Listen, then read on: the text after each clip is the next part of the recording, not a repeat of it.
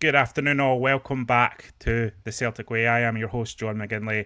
And as you know, we've started a kind of opposition focus series here on the channel. With a lot of the changes going on around the Scottish Premiership, it's just worth checking in with some of the opponents in these early stages of the season as we get used to new setups, new players, new managers in some cases, not in the case of Aberdeen, of course. And to talk about Aberdeen on Sunday, who Celtic are playing, a trip to Pittodrie, is Ali Begg, who some Celtic fans may know you, Ali. Once upon a time, you were the host of Celtic TV. You're now the host of your YouTube channel, ABTV, on YouTube.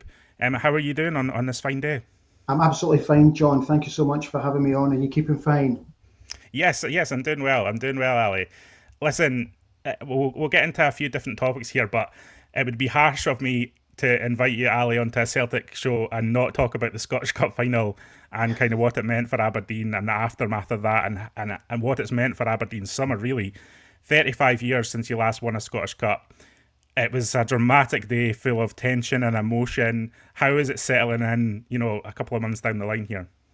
Oh, it hasn't. I'm still pinching myself about it, John. And I don't speak for any Aberdeen fan. I've never pretended Mm-hmm. to. But I think if you ask any Aberdeen fan, they'll tell you exactly the same. It was an incredible occasion. It was it was one of those days where we went in it with such trepidation. I was really nervous, and I have to confess, all I was really hoping for was that we turned up on the day and we attempted to lay some sort of glove on you. And what I didn't want to happen, which I really feared, was it was going to end up being a cricket score, Yeah. because the results in the previous few games, you'd beaten us comfortably. You'd scored Mm-hmm. a number of goals, and that was my biggest fear. But as soon as I saw the team lines Mm. and I saw something different, I thought, hang on, this is interesting. What's he going to do here? Mm-hmm. And as soon as I saw the team lines, there was chatter among all the Aberdeen fans. It was just, you could hear the buzz around the Mm-hmm. Aberdeen end about what Yumi was doing here. And all of a sudden, it kind of gave us a little bit more belief, Mm-hmm. because this was a formation that had not been tried and tested. We'd never done it before, but there was a clear purpose and there was a clear intent with why he was doing it. And I think because that helped lift the crowd, I think that almost exposed itself to the players on the pitch, because our fans that day, and I mean this with the greatest respect to Celtic fans, we outsang you the whole day. And we put on a brilliant display. We backed the team. And I'm not suggesting for one minute you guys didn't. But when we scored that equalising goal, and I compare to how you guys celebrated to how we celebrated, there's a big difference. Yeah. And I've said it before, when we won the cup, when Dimitar made that save from Alistair Johnston, there were a number of fans around me who broke down, including myself. I was overcome with emotion. I've been waiting 35 years for that. Ironically, I was at the last Scottish Cup final that we beat Celtic, again on penalties, which was an unbelievably tense affair. Um, and I've said it, and again, I mean it with the greatest respect. If you had won the cup that day, I don't think Celtic fans would be crying tears of joy. Mm. And I think that's the difference. Mm. There were so many people around me who were so emotional, grown men, women, children, crying because we won the Scottish Cup. Mm-hmm. I was stood beside Brian Irvine. I was really lucky to stand beside Brian for the game, because we had an event in the city on the Thursday night, and Brian was in tears. He embraced me, and I was so lucky to have that moment with him. It's something I'll never forget. And the two of us were just embracing each other, crying our eyes out. And for me, it was a fantastic moment to have that with Brian.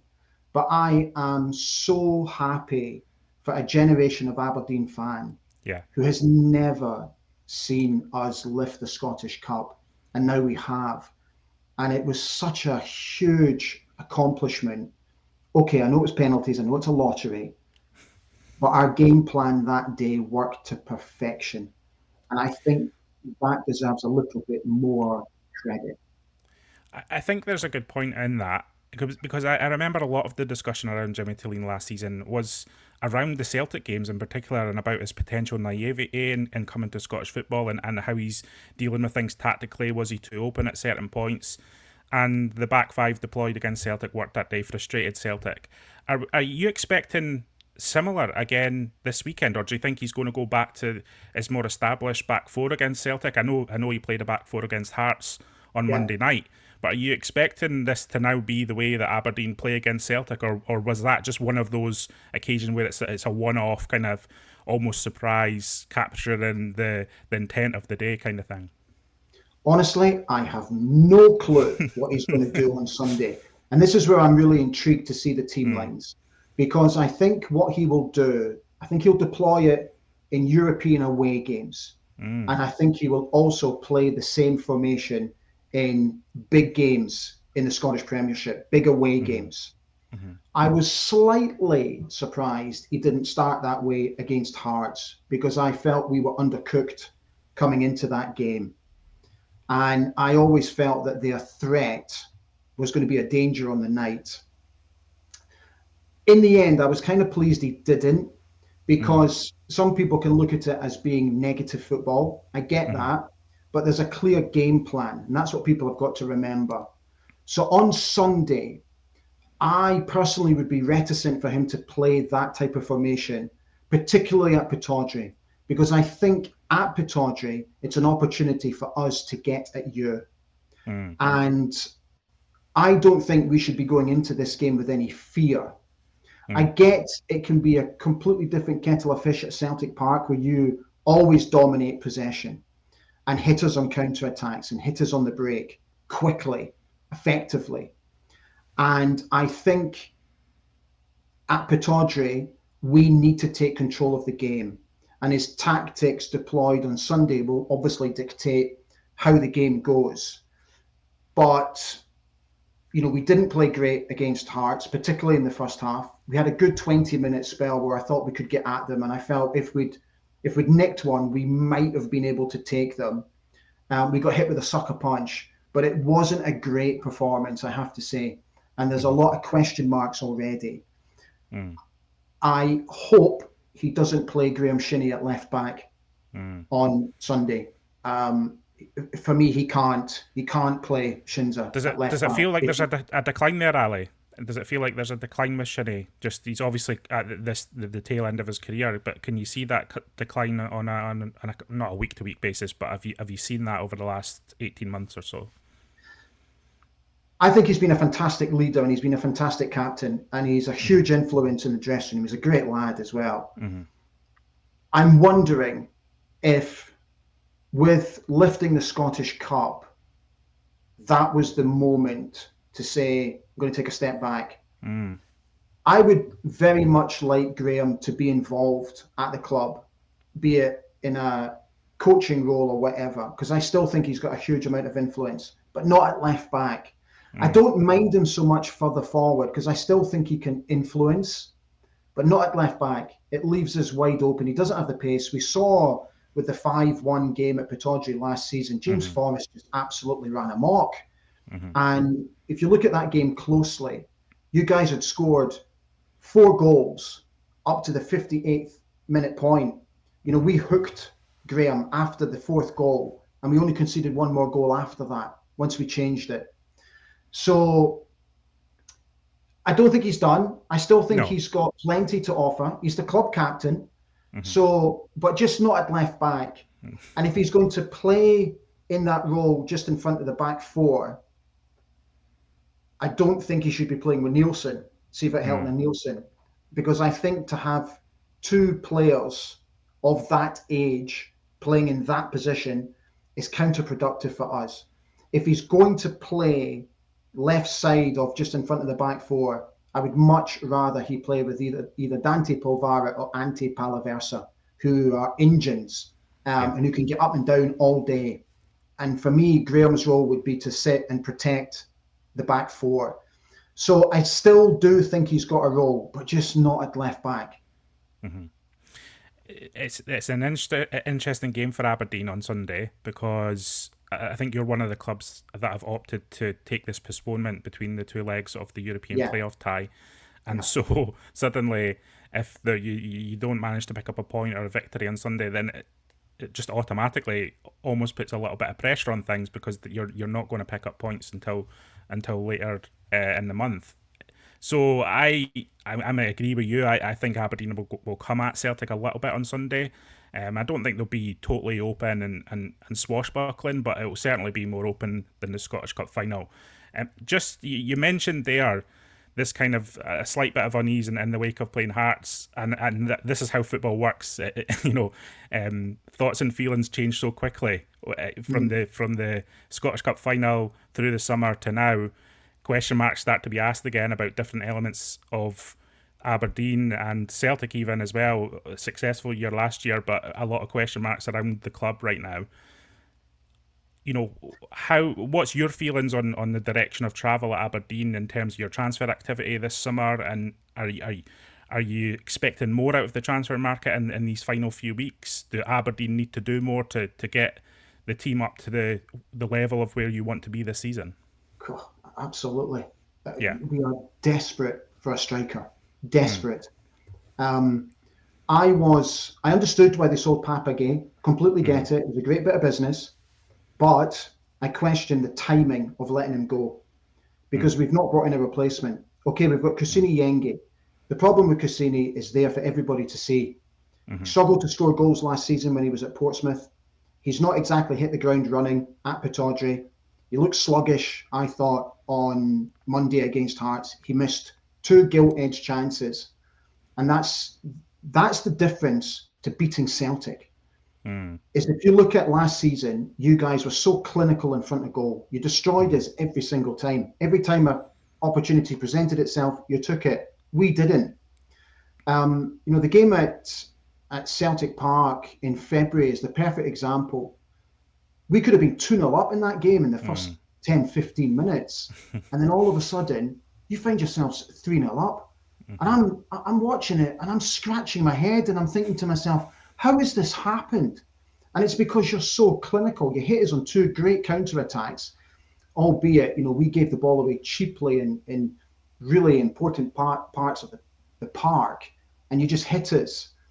But where I'm worried now already is on Sunday, where are the goals going to come from? Mhm. And obviously, I know it's an old adage, but strikers feed off confidence and they feed off goals. Of course they do. And he needs to get up to speed, and he needs to get up to speed quickly. Otherwise, going towards the end of the month, and if we haven't done our business, oh dear, it could be a real issue for us. We have to get a striker in. I would also argue potentially that we could maybe do with one more winger. I know we've got Shaden, we've got Toppy on the other side. I think Nicholas Milanovic looks like a fantastic signing for us. I was hugely impressed with him on Monday night. I think he could be a real player for us this season, but I still think we're short. Um, and I really hope they get the business done. They have to get the business done, because I personally think that we've come into this season slightly unprepared, be it in terms of getting players in right positions and also pre-season games. I don't think we did enough. And I think it showed on Monday night. The difference in levels of match fitness was there for everybody to see. It's going to Mhm. come. Of course, it's going to come with games. I get that. But I personally think we should have been better prepared. Yeah, it's interesting because Aberdeen, like Celtic, one of the two teams that haven't played any competitive football this year, either through European qualifiers or the League Cup. And if Celtic fans aren't aware, Aberdeen have signed Nicholas Milanovic from Western City Wanderers, and he did well in the A-League, and he's taken a step to Europe, and he's chosen Aberdeen as the destination to do it. So that is an intriguing transfer, and we'll look to see how he does in the Scottish Premiership. Just as part of the general, well, your feeling around um, Aberdeen's preparedness for the season, is there a little bit to do with how, there's a resurgence and an energy in Hearts, there's an energy in Hibs, there's an energy in Rangers as well. You're looking around the league and it looks like to be a lot more competitive this season, Ali. Would you agree with that? And is that the challenge for Aberdeen, is kind of maintaining their standards over, the last 12 months up against new threats coming from every direction, really. I think it's going to be quite an intriguing campaign. Obviously, with Hearts' investment, that's going to be really interesting to see where that goes. I actually had no issues with the boy coming out on Monday night and saying, the ambitions for us are to try and win the league within 10 years. I've got no issues with that whatsoever. Why not come out and say stuff like that? Why not be ambitious? He wants to try and break the stranglehold, as do every other club outside of Glasgow. So I kind of applaud him for that, if I'm being honest. I know a few people had a pop at him, saying he was naive and all that. I don't think that at all. For me, he's got that's a Scottish mentality, isn't it? It's like if you put yourself out there and present yourself as kind of positive and forward thinking, look, listen, it could come back and bite Tony Bloom and he could end up looking foolish. But I kind of agree. Like, why not put your ambitions out there for the world to see? And then there's the pressure to try and back them up, when you've said it so publicly. Yeah, I completely agree. It's like, why is everyone jumping on his back? Why can't we have guys that come into our game and show that level of ambition? My level of ambition this season is to win another cup and to try and finish second. I don't care about Rangers. I'm not bothered about them. Rangers are Rangers. But Hearts they're going to get investment, so we're going to have to keep a close eye on them. Don't forget, they've got a very experienced manager in there now. And he knew exactly how we were going to play on Monday night, and we almost played into his hands. So there's a very experienced manager there. Hibs, for me, we need to keep a close eye on Hibs. They had a fantastic end of last season. They were absolutely superb, playing great football, fast football. I enjoy that type of football where it's quick, it's pacey. It's dangerous to opponents. You don't quite know how to defend against it because all of a sudden, bang, they're right there. They're in your face. So for Scottish football as a whole, we've been saying it for 40 years, John. We need a strong Aberdeen. We need a strong Hearts and Hibs and Dundee United because the league has got to be competitive. Without the league being competitive, it's had such a huge knock-on effect to the Scottish game as a whole, not just domestically, but internationally as well. So we need that level of competitiveness to come back. And obviously, all I'm interested in is my own team and how we compete. We made a fantastic start to the season last year. It was incredible. 13 straight wins before we got the draw at Celtic Park. Nobody saw it coming. Then we fell off a cliff. Then we kind of got it back onto a level playing field, but fell off a cliff again during the split. And then thank God we won the Scottish Cup because it just gave everybody a boost again. But when I watched them on Monday night, for the first half, all I kept thinking to myself, this is copy and paste from last season, and we cannot do this. There has to be a level of intensity to our game, particularly against Celtic. And Rangers, there's no point brushing over it. We have to be aware of them as well. But we have to step up our game. If we're going to compete, we have to get better. Yeah. And there's undoubted excitement about European football ahead. I think it's looking like it might be Steaua Bucharest in the playoff round of the Europa League. But even if you don't get through that tie, guaranteed league phase football in the Conference League. That's incredibly exciting for Aberdeen, because of both the history, but also of the potential for progression and building something around Europe. For Celtic last year, the Champions League was so enormous for the morale of the support and kind of testing ourselves at that level and the excitement around the season. You must be looking forward to that. Oh, can't wait. Yeah. It's been really interesting reading some comments about whether fans would prefer us to play in the Europa League or the Conference League. For me, we've got to do everything that we can to qualify for the Europa League because, first and foremost, the prize money is better. Even if we get into Conference League, we're guaranteed a minimum €5 million, which is great. Then you've got the add-ons for win bonuses, draw bonuses, all that sort of stuff. But for the Europa League, to attract, and again, I mean this with the greatest respect to the teams in the Conference League, to attract a higher caliber of team, a big name to Pittodrie is huge for us. There is nothing better than a European night under the floodlights at Pittodrie. The place comes alive, and we need it, and we should be competing in Europe every single season. And like, the playoffs are not going to be easy. Of course it's not, whether it's Drita from Kosovo or whether it's, the old state of Bucharest. It's going to be an extremely difficult tie. But I think we've got enough in our locker to get through. To be honest with you, I think it was the best job we could have possibly have asked for. So, but we have to go into it with belief. And that belief has to start with a decent performance against Celtic on Sunday. Because obviously that would breed confidence. And I've been saying this, and I keep banging this drum, that confidence for us is a massive factor in determining whether we win or lose games. So to go into the Europa League qualifier, we have to be absolutely at it, not just physically, but psychologically as well. And that starts with a decent performance and hopefully result against Celtic on Sunday.